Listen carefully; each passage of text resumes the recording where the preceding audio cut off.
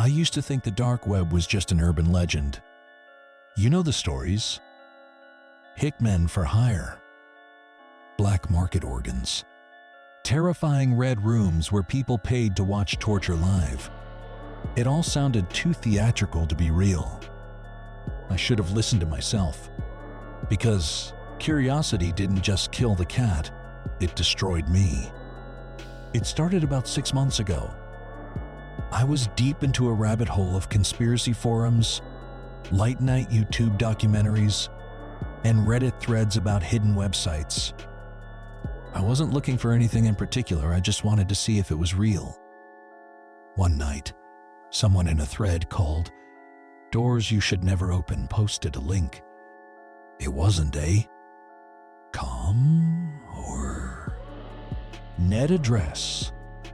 It was a long, random string of characters ending in Onion, a dark website you could only access through Tor. The post simply said, "Do not watch if you want your life to stay normal." I should have clicked away.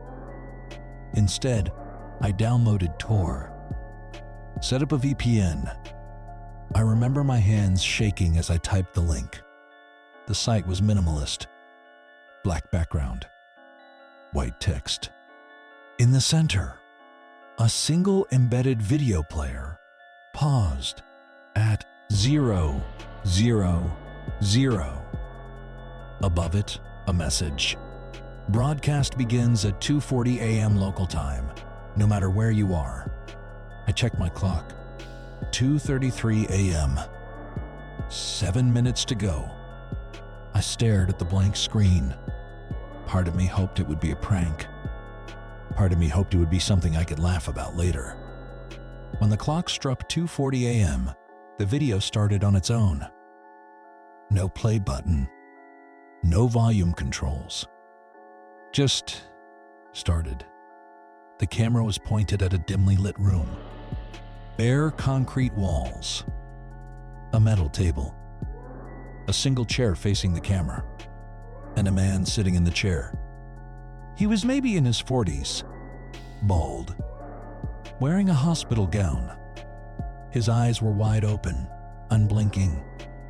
His mouth hung slack. Behind him, something shifted.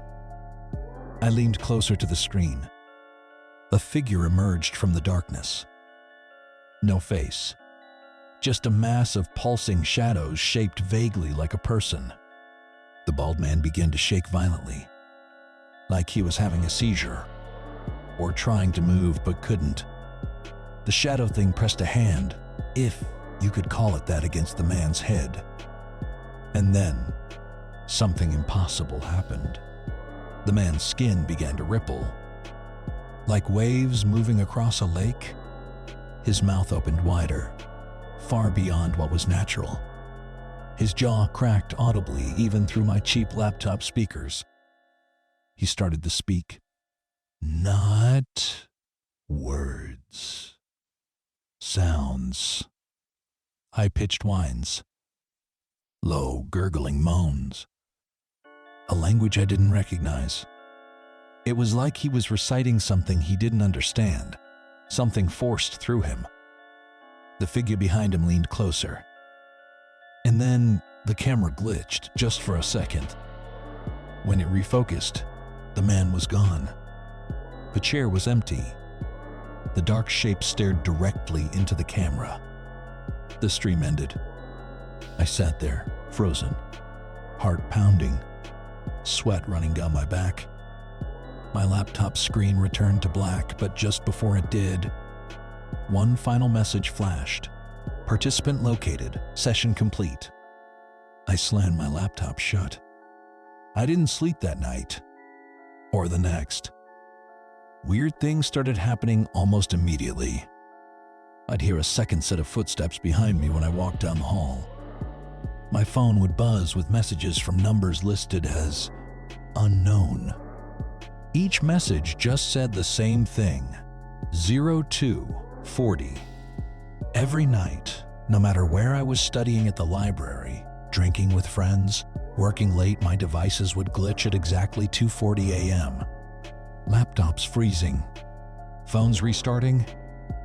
Sometimes my TV would turn on by itself, flickering static and shadows. It felt like something was counting down. One night, I woke up at 2:38 a.m. Wide awake. No alarms. Just the overwhelming sense that I wasn't alone.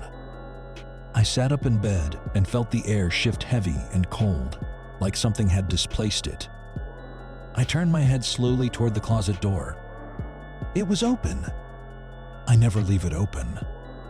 And in the crack between the door and the wall, I saw an eye. Not a human one. Something black. Reflective. Watching. I didn't scream. I couldn't.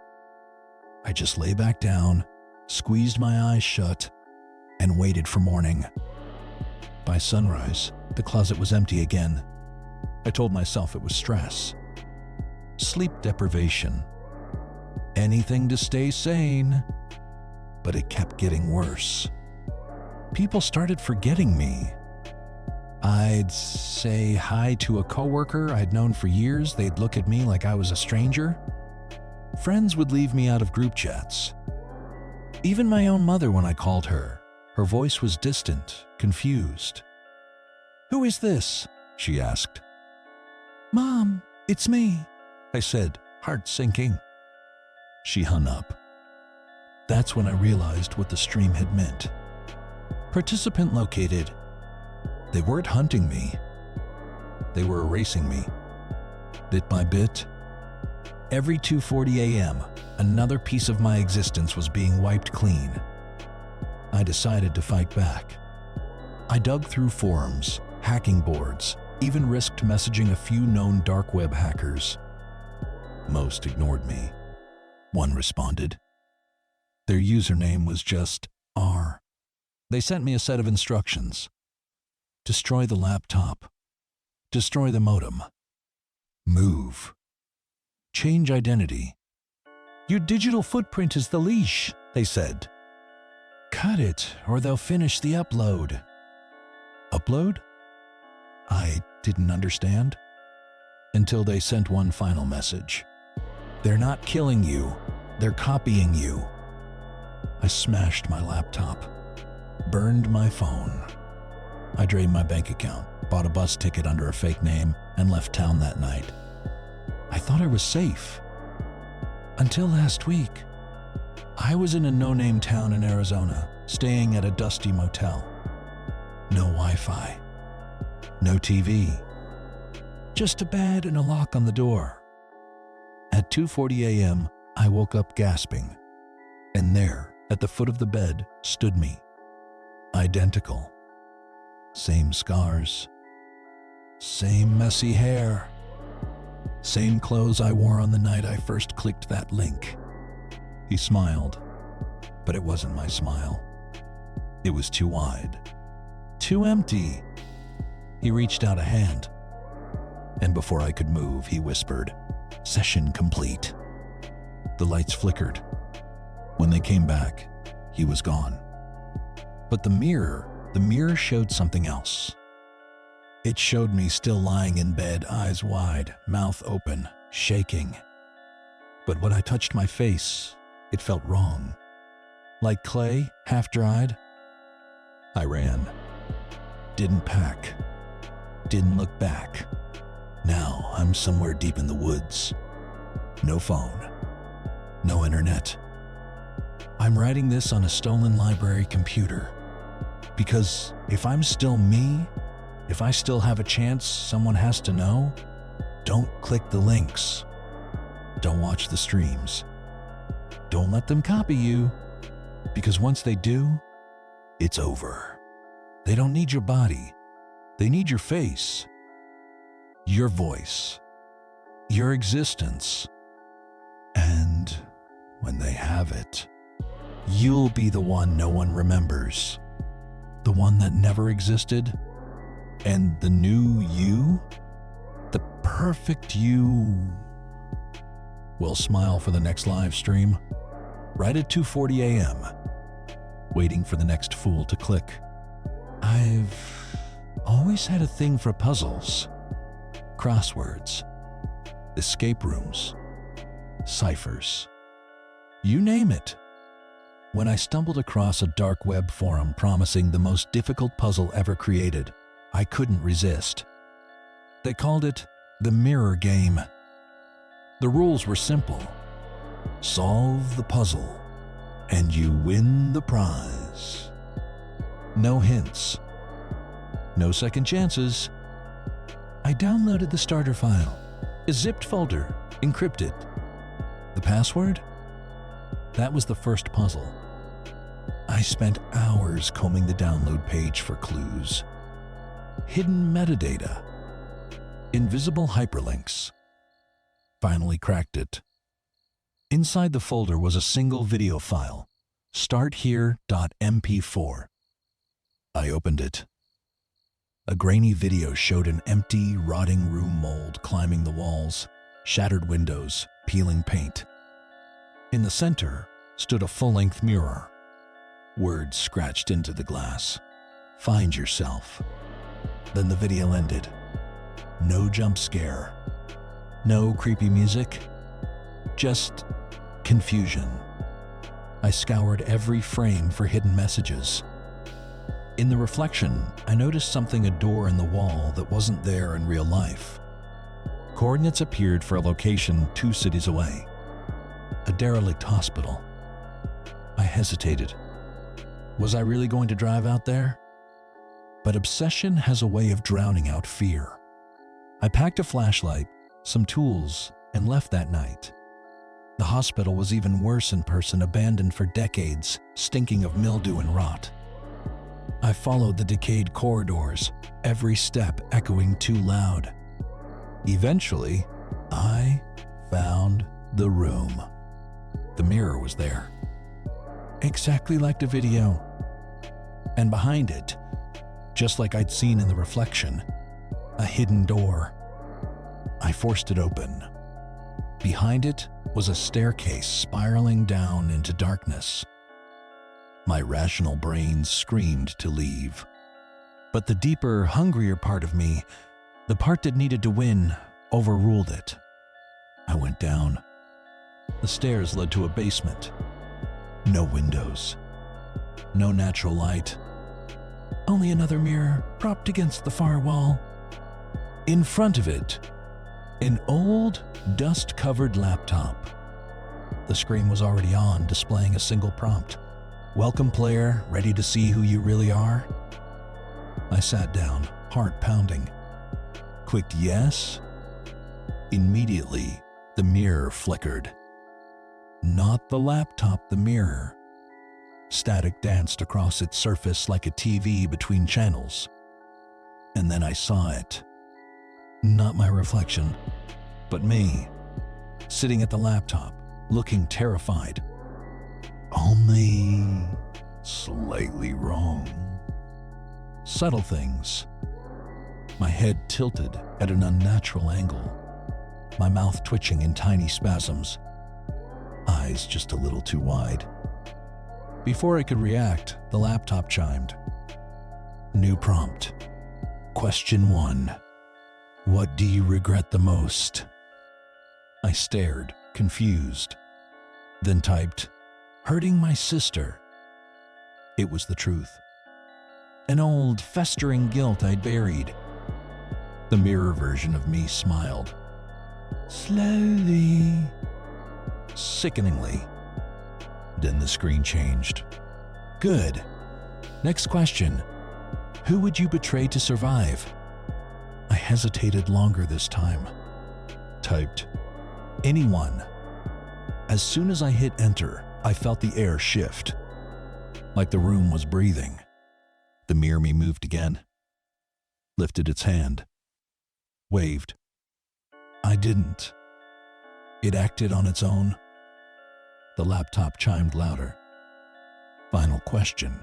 What will you sacrifice? Options appeared. Family, memory, self. I wanted to shut the laptop, run, do anything else. But something invisible rooted me to the chair. I couldn't move until I answered. Tears welled up in my eyes. Finally, I selected self. The mirror cracked. Just once, down the center.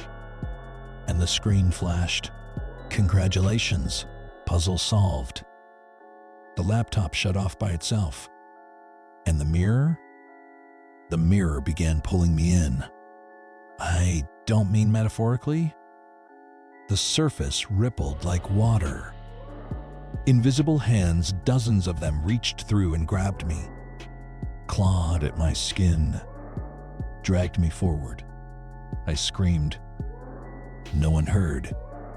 As my face smashed against the glass, the last thing I saw was my reflection, the me that had been watching.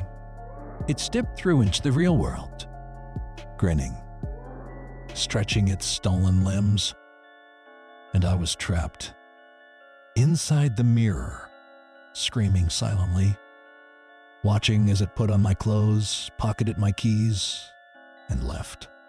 It wore me like a costume, walked away into my life, and left me behind, alone, forever. That was 3 months ago. I don't know how time passes here. Feels endless. Every so often, another person appears. Another fool chasing the next big puzzle. They never see me. Never hear me banging on the other side. The mirror game continues. Always looking for the next player. Always needing new faces. Because the prize isn't money. It's freedom. And the losers? We become the reflections. Waiting. Hungry. Watching. You think you're safe listening to this? Maybe you are. Maybe you're not. Because mirrors are funny things. They don't just show your face. Sometimes they show what's missing. And sometimes what's missing wants out. All it needs is you looking a little too long, a little too close. Maybe next time you pass a mirror, don't stop, don't look, and whatever you do, don't blink.